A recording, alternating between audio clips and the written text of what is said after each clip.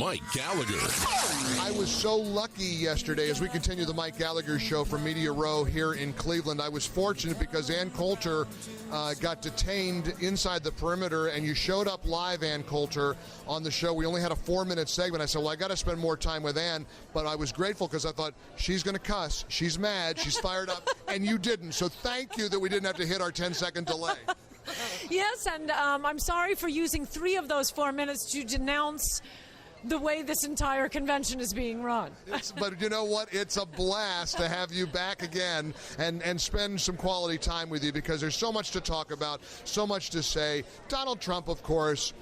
You're the author of Adios America, which is a primer. If you're worried about supporting Trump, if you don't quite understand it, read Ann's book, and you're reminded of why Donald Trump is tied right now in the NBC Survey Monkey polls, 45% with Hillary. He can win this thing, and there's a reason that he's winning. There's a reason I think he's going to win. It's illegal immigration. Yes, that's absolutely right, and it's been so fun. I don't care about the little hiccups in this convention. You know, we're always saying we don't want a politician to run for president. Well, you got one, America. But this is the funnest convention I have ever seen, ever watched, not since I was in high school watching the convention that nominated Ronald Reagan. Have I seen a Republican convention where I actually love the nominee? It's the wildest thing. Every 4 years, you know, I love to be with my fellow Republicans. I love the ladies in the red, white, and blue hats. And by the way, aren't Republican delegates so much better than the Democrat? They have to be afraid to put a mic in front of a Democrat delegate. They'll start denouncing America or something. Our delegates are so happy, and they wear those cute elephant hats and stuff. I love conventions. I love Americans. I love Republican delegates. But for the first time since I was in high school, we're nominating someone I love. I love that. That makes me happy. To see you this happy makes me happy. It's contagious. It's infectious. Listen, watching the left go crazy when Trump came out in the silhouette with the fog machine and the music, I thought they're going to lose their minds. They did. I mean, you've never seen anybody like this before run for president of the United States, and that's the best part of this whole ride. No, I know. It really is as if every third day he decides to just, I'm going to pull a wheelie on the way to the presidency. I don't need to do this, but I'm just going to show them how important immigration and trade is, how important protecting Americans is to American voters by doing something so wild and crazy that it would kill any other candidate's candidacy, but he can shoot someone on Fifth Avenue, as he said. And maybe it's not every few days, but every couple of weeks, he shoots someone on Fifth Avenue. It's just like he's saying, as I tweeted to somebody yesterday, Never Trumpers on Twitter very upset about that roll call vote. I said, yeah, you know what would have been easier than waiting until the 11th hour and trying to do this little snippy roll call? Wait, you're going to take the nomination away from him now? Hey, why didn't you guys think of this a year ago and run someone taking America's side on immigration, taking America's side on trade? That would have been a lot easier than your roll call vote the first day of the convention.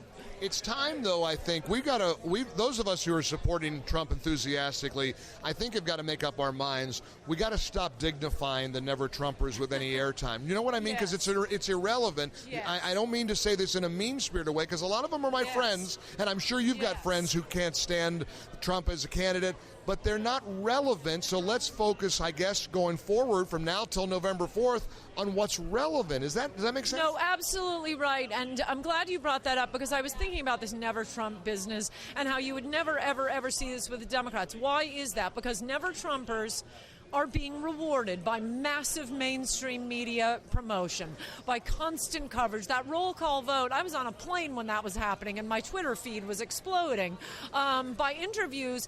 And when I say mainstream media, I don't only mean the liberal media. I mean most of, quote, our media. So, I was thinking, and I suggested it to somebody else because nobody would believe it with me, just as, a performance artist gag type thing. Some Trump supporter should pretend to have totally turned his back on Trump. I'm joining the Never Trump team. And all of the shows he's never been on, he will suddenly be invited on. He will get a cover on Vanity Fair. Suddenly, everything he says will be witty and clever and will be covered every place. The media does this, and the Never Trumpers are completely betraying the conservative movement, anything they stand for. Abortion and guns, which we will have 9 Ruth Bader Ginsburgs on the Supreme Court. If Hillary is elected, it's a binary choice now. But also, they're really selling out our party to the media and for their own careers. And that's a really despicable thing. I mean, come on, it's your career or your country. Well, I'm with you in terms of not giving them airtime. I got to stop, and I got to stop referring to them because, frankly, it's just distracting and it doesn't do us any good. What matters is listening to Hillary Clinton, for example, this week in front of the NAACP, denounce police officers. Yep. Look at the difference between Hillary Clinton and what she says about cops and Donald Trump. Absolutely. It's shocking. And it's disgusting. After these 3 officers were slaughtered in Baton Rouge, she's going to go off and pander and talk about, black lives who have been taken by police officers. How do you think the average cop on the street feels about Hillary Clinton ranting against cops at the NAACP convention? No, and yesterday was her strongest pro-cop statement. I mean, I wrote about this last week. I'll probably write about it again this week. It's really pretty shocking how she can't say she supports the police. She is all in with Black Lives Matter.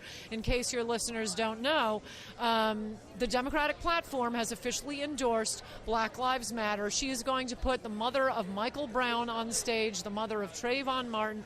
Look, the way these stories were presented to us by the media turned out to be very different from what the facts were.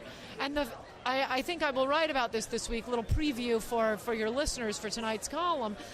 The most anti-cop, racist attorney general this country has ever had, Eric Holder, looked at that Mike Brown case out of Ferguson. Hands up, don't shoot was a lie. We know it was a lie now. There were endless investigations, including not only by the grand jury, but by the most anti-cop, racist attorney general we've ever had. They say it was a lie, and Officer Darren Wilson, whose life, oh, by the way, has been destroyed by this, acted absolutely in self-defense. That's how much Hillary supports cops. But let's talk about it in a political context because, frankly, as Americans have learned that the Mike Brown hands up, don't shoot narrative was a lie, for Hillary to have Michael Brown's mother on that podium, yes. And that's a positive thing for Donald Trump. It is, and only for Donald Trump. I mean, besides his issues, which is the main reason I think most people support him. I mean, Hillary is just counting on, the mainstream media isn't going to mention this, she's counting on pandering to basically a pro-criminal element of voters without anyone calling her on it. Well, she probably would have been right with any of these other Republicans, but I think Trump's going to call her on it, unless his consultants stop him. I've noticed a little change in the campaign since he hired campaign consultants. A little bit of tone and change. I don't like it. I know you don't like it. You don't like Mike Pence as a choice for the vice presidential running mate, but Ann, and you know I love you, but I got to point out there are social conservatives, there are so-called movement conservatives who can breathe a little easier with Mike Pence on the ticket, right? Well, let me say I was attacking the choice when it was a rumor. But like one of your friends who gets engaged to someone you're against, I think you can attack and attack and attack as long as it's just an engagement. That is the purpose of an engagement. Once they're married, you got to go to the wedding. You bite your lip, and as the campaign goes on, just remember Ann warned you.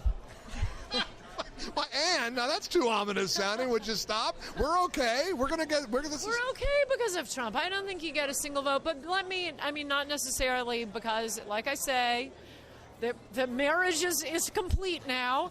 So no more attacks from Ann. But I will say to any social conservatives or any Republican, any Democrat having doubts about Donald Trump, there is no hope unless we save our country first. If Hillary is elected, and I'm not just doing this as a, what I had to think when I had to hold my nose, actually technically getdrunkandvoteformccain.com was my website, but the excrescences I had to vote for, And back to the never Trumpers. Why don't they do what you and I have done every 4 years for most of our lives? We don't like the nominee, so what do? Two things. We attack the Democrat and say nothing about the nominee, and we work on the Senate and the House races. Could you do that, never Trumpers? You know, you take care of the salad and the side courses, we'll do the turkey. We'll do the heavy lifting. But what are you thinking? If Hillary is elected, this country is over. And that's why, you know, at least with Trump, I'll know. Have Democrats wired the system so that it is too late. And maybe it is too late. Because, you look, my friend, you know him, Mickey Kaus, he has been with us on immigration forever.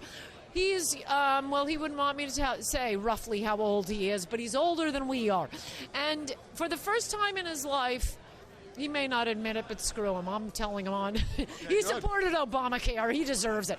He'll be voting for a Republican for the first time in his life because of the issue of immigration. I was going to parties with him out in L.A. a couple of weeks ago, and all these people looked up because I said I was coming with him, and they said, Ann, we looked him up. He's a liberal Democrat. And I said, yes, as soon as we have saved America, we will be against him. We will fight him on Obamacare. We will fight him on this. We will fight him on that. But right now, we are looking at the entire country becoming California. The entire Republican Party will be irrelevant. Fox News, your show, what I do for a living, irrelevant. Save the country. Then we will fight among ourselves. And I would also say specifically to the Christians, and you know I'm a Christian, we are fighting to save the last Christian country on earth. You think that matters, Christians? Pretty relevant. Yesterday you alluded to the fact that Trump has read your book, Adios America. I taunted and teased you because I said, I think you're writing some of his speeches for him. But, you know, it's important for people to know that he has paid attention to your message. He does, because that's a great story about how really he reached out to you. Yes. Meanwhile, I won't mention them by name, though you can probably guess some of them, having private conferences with some of these Republicans I knew were running for president.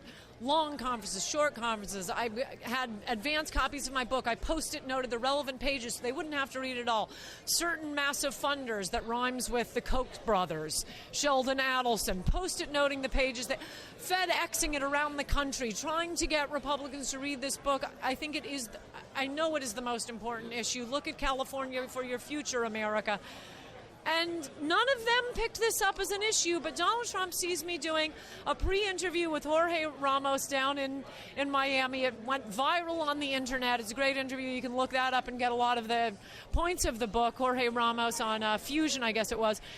Within hours of that being posted on the internet, before Trump had announced, before my book had technically come out, he sends me an email saying he wants a copy of this book overnighted to him. And about a week? No, it was 2 weeks later, he comes out with that Mexican rapist speech.